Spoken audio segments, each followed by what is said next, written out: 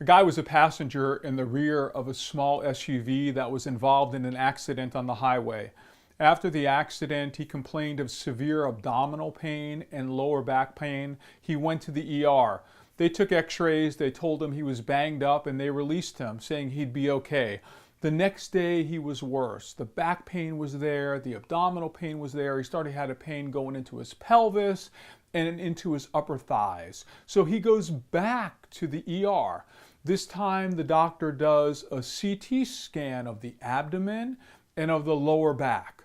The doctor comes in after the scan and tells him that he has a chance fracture.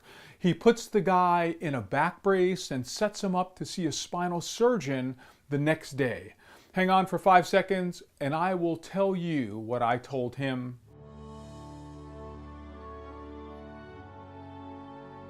Hi, I'm Dr. Guy DiMartino, a personal injury attorney.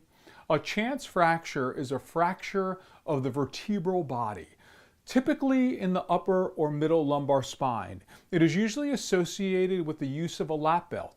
With the force of the impact, the torso flexes forward while the waist is stationary because of the seatbelt.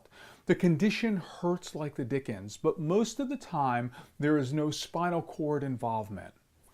One of the main complications that can happen with this type of fracture is bleeding, but this bleeding can be picked up on the CT scan. Most of the clients that I have followed over the years were placed in a rigid back brace and did pretty well. However, if the vertebrae is unstable or dislocated because of the injury, sometimes surgical fusion is required. Well, there you have the lowdown on chance fractures. If you have any questions, you can always give me a call. I am Guy DiMartino, meeting you at the intersection of law and medicine. Have a great day.